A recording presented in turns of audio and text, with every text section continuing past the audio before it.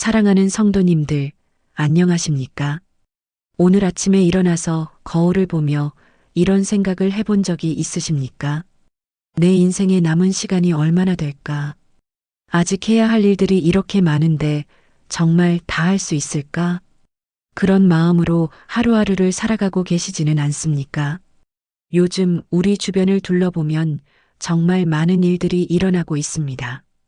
코로나19로 시작된 팬데믹이 우리에게 보여준 것이 무엇입니까? 바로 인생의 유한함이었습니다. 어제까지 건강하게 지내던 사람이 갑자기 세상을 떠나는 것을 보면서 우리는 깊은 충격을 받았습니다. 그리고 깨달았습니다. 아, 정말 내 인생도 언제 끝날지 모르는구나. 사랑하는 성도님들, 그런 경험 있으시죠? 갑자기 가슴이 먹먹해지면서 내가 지금까지 살아온 삶이 과연 의미가 있었을까? 하는 생각이 드는 순간 말입니다.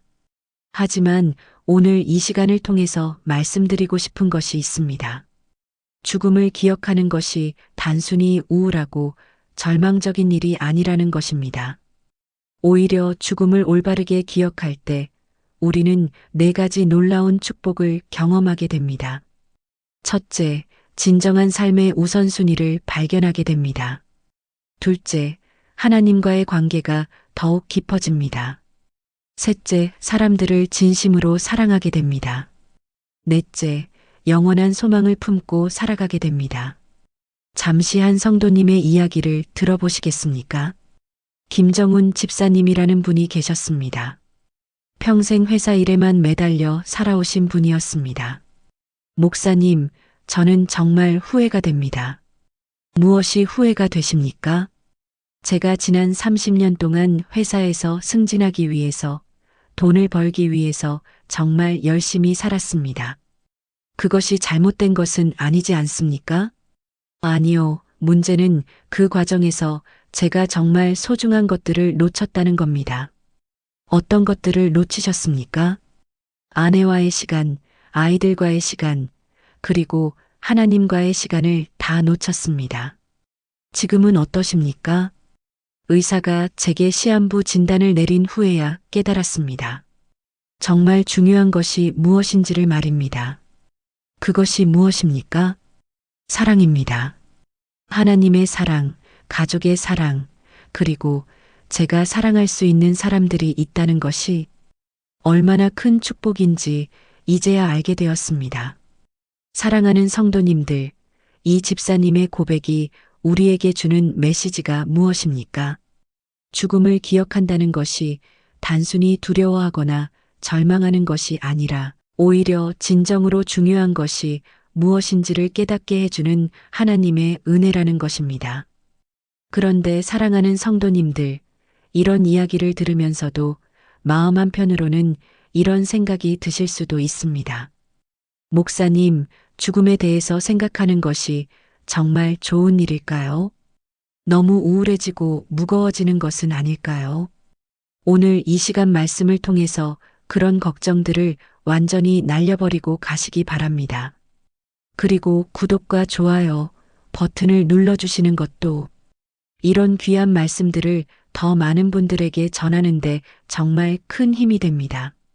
믿음의 가족들과 함께 나누는 이 시간이 얼마나 소중한지 모릅니다.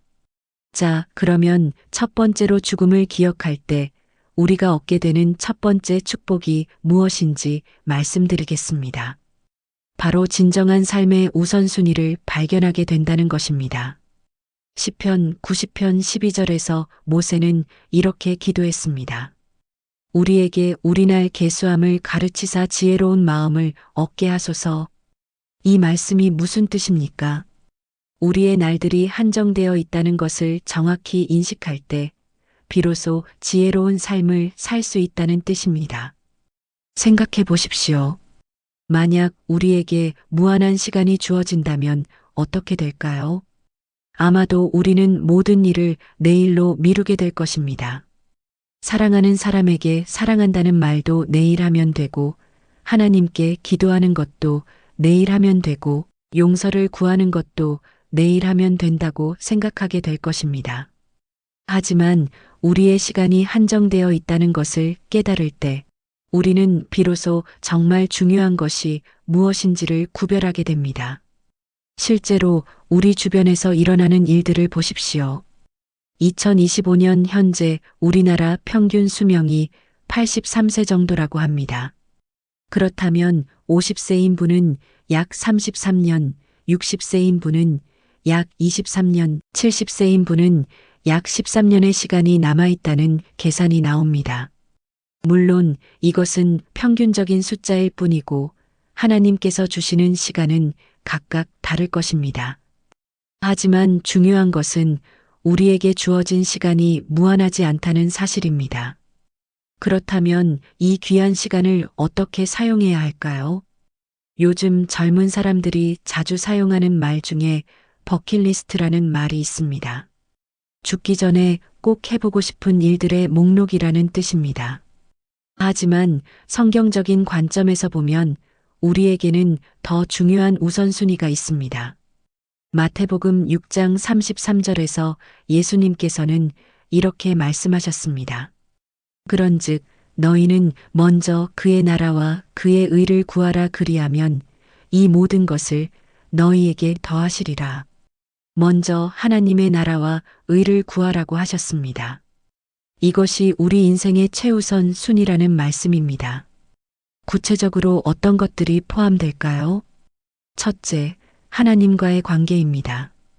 매일 기도하고 말씀을 읽으며 하나님과 교제하는 시간이 최우선이 되어야 합니다. 둘째, 가족과의 관계입니다. 하나님께서 우리에게 맡겨주신 가족들을 사랑하고 돌보는 것이 우리의 중요한 사명입니다. 셋째, 이웃과의 관계입니다. 우리 주변에 있는 사람들에게 하나님의 사랑을 나누어 주는 것입니다. 넷째, 하나님이 주신 달란트를 활용하는 것입니다. 하나님께서 각자에게 주신 은사와 능력을 하나님의 영광을 위해 사용하는 것입니다. 사랑하는 성도님들, 정말 그렇지 않습니까? 죽음을 앞둔 사람들의 이야기를 들어보면 후회하는 것들이 무엇입니까? 더 많은 돈을 벌지 못한 것을 후회하는 사람은 거의 없습니다. 더 큰 집에 살지 못한 것을 후회하는 사람도 거의 없습니다. 오히려 가족들과 더 많은 시간을 보내지 못한 것, 사랑하는 사람들에게 사랑한다는 말을 더 많이 하지 못한 것, 하나님께 더 가까이 나아가지 못한 것을 후회합니다. 이것이 바로 죽음을 기억할 때 우리가 얻게 되는 첫 번째 축복입니다. 정말 중요한 것이 무엇인지를 깨닫게 되는 것입니다. 두 번째로 죽음을 기억할 때 우리가 얻게 되는 축복은 하나님과의 관계가 더욱 깊어진다는 것입니다. 전도서 3장 11절에서 솔로몬은 이렇게 말했습니다. 하나님이 모든 것을 지으시되 때를 따라 아름답게 하셨고 또 사람들에게는 영혼을 사모하는 마음을 주셨느니라. 우리 마음 깊은 곳에는 영혼을 사모하는 마음이 있다는 말씀입니다. 이것이 무슨 뜻입니까? 우리는 본능적으로 죽음 너머의 세계, 영원한 세계에 대한 갈망을 가지고 있다는 뜻입니다. 그런데 이 땅에서의 삶만 바라보고 살 때는 이런 영혼에 대한 갈망이 묻혀버립니다. 하지만 죽음을 기억하게 될 때 우리 안에 있던 영혼에 대한 갈망이 다시 살아나게 됩니다. 그리고 그 갈망이 우리를 하나님께로 이끌어가는 것입니다. 요즘 많은 사람들이 죽음에 대해서 두려워합니다. 특히 코로나19를 겪으면서 더욱 그런 두려움이 커졌습니다. 하지만 하나님을 믿는 우리에게는 죽음이 끝이 아닙니다. 고린도후서 5장 1절에서 바울 사도는 이렇게 말씀하셨습니다. 만일 땅에 있는 우리의 장막 집이 무너지면 하나님께서 지으신 집 곧 손으로 지은 것이 아니요 하늘에 있는 영원한 집이 우리에게 있는 줄 아느니라. 이 땅에서의 몸은 임시 거처인 장막에 불과하고 하늘에는 영원한 집이 우리를 기다리고 있다는 말씀입니다. 이런 확신이 있을 때 죽음은 더 이상 두려운 것이 아니라 오히려 하나님 아버지의 집으로 돌아가는 것이 됩니다. 실제로 많은 성도들이 이런 경험을 하고 있습니다. 젊을 때는 세상 일에만 바빠서 기도할 시간도 없고 말씀 읽을 시간도 없다고 하던 분들이 나이가 들고 죽음에 대해서 생각하게 되면서부터 하나님을 더욱 간절히 찾게 됩니다. 그리고 그런 과정을 통해서 전에는 경험하지 못했던 하나님의 평안과 위로를 경험하게 됩니다. 빌립보서 4장 7절의 말씀처럼 모든 지각에 뛰어난 하나님의 평강이 그리스도 예수 안에서 우리의 마음과 생각을 지키게 되는 것입니다. 특히 요즘 같은 시대에는 이런 영적인 평안이 얼마나 소중한지 모릅니다. 매일 쏟아지는 나쁜 뉴스들, 경제적 불안, 건강에 대한 걱정, 미래에 대한 불확실성 등으로 많은 사람들이 마음의 평안을 잃고 살아가고 있습니다. 하지만 하나님과 깊은 관계를 맺은 성도들은 이런 상황에서도 평안을 누릴 수 있습니다. 왜냐하면 이 땅의 것들이 전부가 아니라는 것을 알고 있기 때문입니다. 설령 이 땅에서 모든 것을 잃는다 하더라도 하늘에 쌓아둔 보물이 있다는 것을 알고 있기 때문입니다. 마태복음 6장 20절에서 예수님께서 말씀하신 것처럼 오직 너희를 위하여 보물을 하늘에 쌓아두라. 거기는 좀이나 동록이 해하지 못하며 도둑이 구멍을 뚫지도 못하고 도둑질도 못하느니라는 말씀이 우리에게는 현실이 되는 것입니다. 세 번째로 죽음을 기억할 때 우리가 얻게 되는 축복은 사람들을 진심으로 사랑하게 된다는 것입니다. 요한일서 4장 7절에서 사도 요한은 이렇게 말씀하셨습니다. 사랑하는 자들아, 우리가 서로 사랑하자. 사랑은 하나님께 속한 것이니 사랑하는 자마다 하나님으로부터 나서 하나님을 알거니와 사랑이 하나님께 속한 것이라고 했습니다. 그리고 사랑하는 자마다 하나님으로부터 났다고 했습니다. 이것이 무슨 뜻입니까? 진정한 사랑은 하나님께서 우리에게 주시는 선물이라는 뜻입니다. 그런데 우리가 죽음을 기억할 때 이런 사랑의 마음이 더욱 강해집니다. 왜 그럴까요? 우리 자신의 시간이 한정되어 있다는 것을 깨달을 때 다른 사람들의 시간도 한정되어 있다는 것을 깨닫게 되기 때문입니다. 지금 내 옆에 있는 이 사람도 언젠가는 이 세상을 떠나게 될 것이라는 것을 생각하게 될 때 우리는 그 사람을 더욱 소중히 여기게 됩니다. 그동안 당연하게 생각했던 가족들의 존재가 얼마나 귀한 것인지 깨닫게 됩니다. 그동안 별것 아니라고 생각했던 친구들과의 시간이 얼마나 소중한 것인지 알게 됩니다.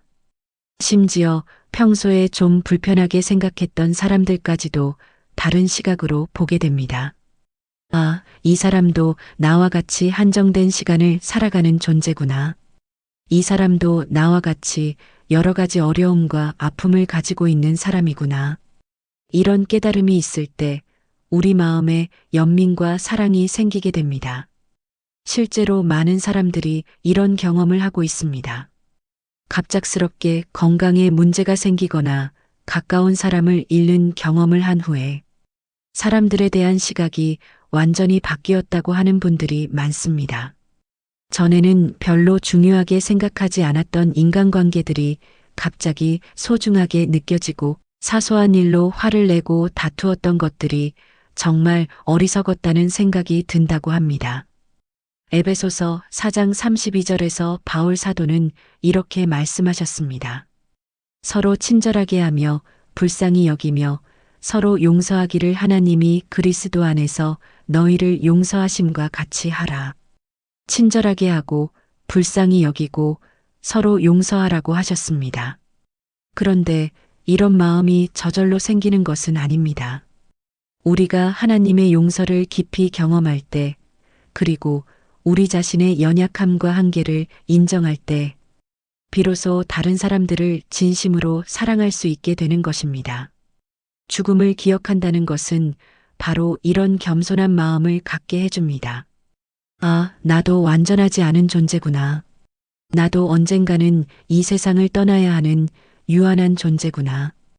이런 깨달음이 있을 때 우리는 다른 사람들의 실수나 부족함을 더 너그럽게 이해할 수 있게 됩니다. 그리고 그들에게 하나님의 사랑을 나누어 주고 싶은 마음이 생기게 됩니다. 요즘 우리 사회가 얼마나 각박해졌습니까? 인터넷에서는 서로 악플을 달며 상처를 주고 현실에서도 작은 일로 큰 싸움이 벌어지고 가족들끼리도 서로 마음을 닫고 지내는 경우가 많습니다. 하지만 죽음을 기억하며 사는 성도들은 이런 세상의 흐름과는 다른 삶을 살아갈 수 있습니다. 먼저 용서하고, 먼저 사랑하고, 먼저 이해하려고 노력하는 삶을 살아갈 수 있습니다. 왜냐하면 우리에게 주어진 시간이 한정되어 있다는 것을 알고 있기 때문에 그 소중한 시간을 미움이나 원망으로 낭비하고 싶지 않기 때문입니다. 네 번째이자 마지막으로 죽음을 기억할 때 우리가 얻게 되는 축복은 영원한 소망을 품고 살아가게 된다는 것입니다. 로마서 8장 18절에서 바울 사도는 이렇게 말씀하셨습니다. 생각하건대 현재의 고난은 장차 우리에게 나타날 영광과 비교할 수 없도다. 현재의 고난과 장차 나타날 영광을 비교하고 있습니다. 현재의 고난이 아무것도 아니라는 뜻이 아닙니다. 고난은 분명히 고통스럽고 어려운 것입니다. 하지만 그 고난보다 훨씬 더 큰 영광이 우리를 기다리고 있다는 말씀입니다. 이런 소망이 있을 때 우리는 현재의 어려움들을 다른 관점에서 바라볼 수 있게 됩니다. 지금 당장은 힘들고 어렵지만 이것이 끝이 아니라는 것을 알고 있기 때문입니다. 요한계시록 21장 4절에서는 이렇게 약속하고 있습니다.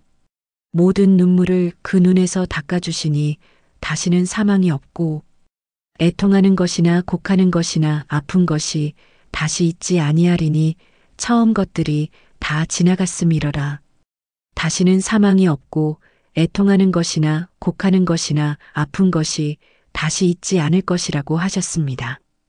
이것이 바로 우리가 바라보고 있는 영원한 소망입니다. 요즘 많은 사람들이 미래에 대해서 불안해하고 있습니다. 경제는 어떻게 될지, 건강은 어떻게 될지, 자녀들의 앞날은 어떻게 될지 걱정이 끊이지 않습니다. 물론 이런 걱정들이 전혀 의미 없는 것은 아닙니다. 우리는 현실을 살아가는 사람들이기 때문에 현실적인 문제들에 대해서도 지혜롭게 대처해야 합니다. 하지만 그와 동시에 우리에게는 이 땅의 것들을 넘어서는 영원한 소망이 있다는 것을 잊지 말아야 합니다. 히브리서 6장 19절에서는 이 소망을 영혼의 닻이라고 표현했습니다. 우리가 이 소망을 가지고 있는 것은 영혼의 닻 같아서 튼튼하고 견고하여 휘장 안에 들어가나니. 닻이 무엇입니까? 배가 풍랑을 만났을 때 배를 안전한 곳에 고정시켜주는 도구입니다. 우리 인생에도 여러 가지 풍랑들이 몰아칩니다. 질병의 풍랑, 경제적 어려움의 풍랑, 인간관계의 풍랑, 미래에 대한 불안의 풍랑 등등. 하지만 우리에게는 영원한 소망이라는 영혼의 닻이 있습니다. 이 닻이 우리를 하나님께 단단히 고정시켜주기 때문에 어떤 풍랑이 와도 우리는 흔들리지 않을 수 있습니다. 특히 죽음에 대한 두려움도 이 영원한 소망 앞에서는 사라지게 됩니다. 고린도전서 15장 55절에서 바울 사도는 이렇게 외쳤습니다. 사망아 너의 승리가 어디 있느냐? 사망아 내가 쏘는 것이 어디 있느냐? 죽음이 더 이상 우리를 두렵게 할 수 없다는 승리의 선언입니다. 왜냐하면 예수 그리스도께서 죽음을 이기고 부활하셨기 때문입니다. 그리고 그 부활의 생명이 우리에게도 주어졌기 때문입니다. 요한복음 11장 25절에서 예수님께서는 이렇게 말씀하셨습니다. 나는 부활이요 생명이니 나를 믿는 자는 죽어도 살겠고 죽어도 산다고 하셨습니다. 이것이 바로 우리가 가진 영원한 소망입니다. 이 땅에서의 죽음이 끝이 아니라 영원한 생명의 시작이라는 소망입니다. 이런 소망, 이런 소망이 있을 때 우리는 현재의 삶을 어떻게 살아야 할지도 분명해집니다. 단순히 이 땅에서의 성공만을 추구하는 것이 아니라 영원한 관점에서 의미 있는 일들을 하게 됩니다.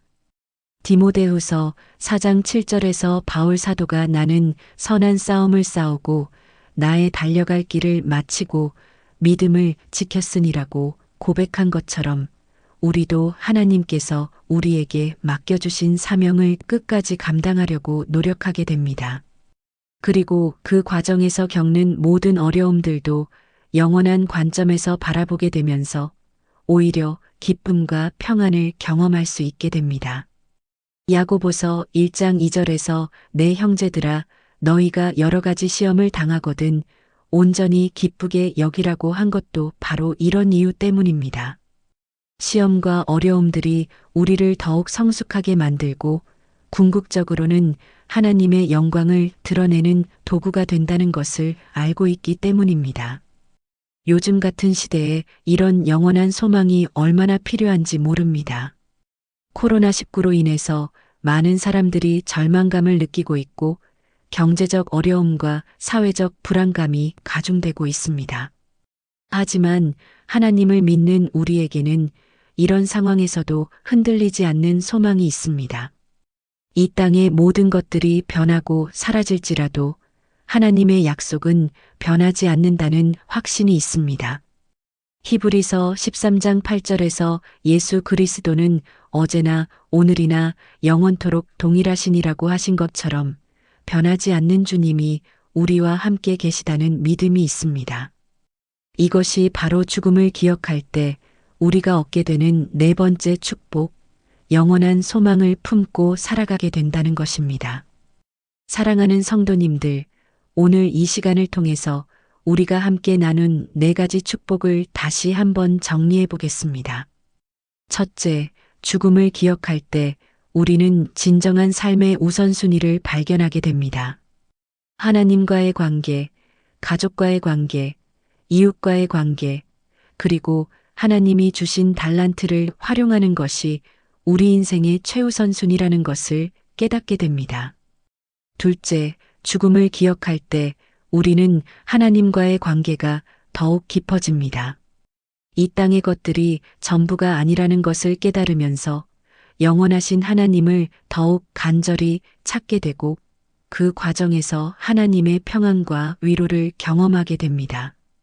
셋째, 죽음을 기억할 때 우리는 사람들을 진심으로 사랑하게 됩니다. 우리 자신의 시간이 한정되어 있다는 것을 깨달을 때 다른 사람들의 시간도 한정되어 있다는 것을 알게 되면서 그들을 더욱 소중히 여기고 진심으로 사랑하게 됩니다. 넷째, 죽음을 기억할 때 우리는 영원한 소망을 품고 살아가게 됩니다.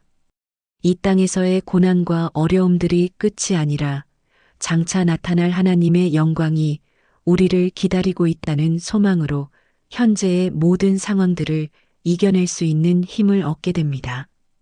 믿음의 가족들이여, 이것이 바로 성경이 말하는 죽음을 기억하라는 메시지의 참된 의미입니다. 단순히 우울하고 절망적인 것이 아니라 오히려 우리의 삶을 더욱 풍성하고 의미 있게 만들어주는 하나님의 지혜인 것입니다. 전도서 7장 2절에서 솔로몬은 이렇게 말했습니다. 초상집에 가는 것이 잔치집에 가는 것보다 나으니 죽는 것은 모든 사람의 결말이라 산자는 이것을 그의 마음에 둘지어다. 죽는 것이 모든 사람의 결말이라고 하면서 산자는 이것을 마음에 두라고 했습니다. 이것을 마음에 둔다는 것이 무슨 뜻입니까? 항상 기억하고 묵상하라는 뜻입니다. 그럴 때 우리의 삶이 더욱 지혜로워지고 더욱 의미 있어진다는 것입니다. 오늘부터 사랑하는 성도님들도 이런 마음으로 살아가시기 바랍니다. 매일 아침 일어날 때마다 하나님께서 오늘 하루도 생명을 허락해 주셨다는 것에 감사하시기 바랍니다. 그리고 이 하루를 어떻게 사용할 것인지, 정말 중요한 것이 무엇인지를 생각해 보시기 바랍니다. 가족들에게 사랑한다는 말을 더 자주 해주시기 바랍니다. 주변 사람들에게 하나님의 사랑을 나누어 주시기 바랍니다. 하나님과의 시간을 더욱 소중히 여기시기 바랍니다. 그리고 영원한 소망을 품고 오늘 하루도 승리하시기 바랍니다. 오늘 이 말씀이 사랑하는 성도님들의 마음에 깊이 새겨지기를 간절히 소망합니다. 그리고 이런 귀한 말씀들을 더 많은 분들과 나누고 싶으시다면 구독과 좋아요, 그리고 댓글로 여러분의 은혜 받은 간증들을 나누어 주시기 바랍니다. 한 분 한 분의 참여가 하나님의 말씀이 더 널리 전해지는데 정말 큰 힘이 됩니다. 사랑하는 믿음의 가족들이여, 죽음을 기억하며 사는 복된 삶을 통해서 하나님께 영광 돌리고 많은 사람들에게 소망을 전해주는 여러분들이 되시기를 주님의 이름으로 축복합니다. 하나님의 은혜와 평강이 사랑하는 성도님들과 여러분의 가정 위에 늘 함께 하시기를 간절히 기도드립니다. 샬롬.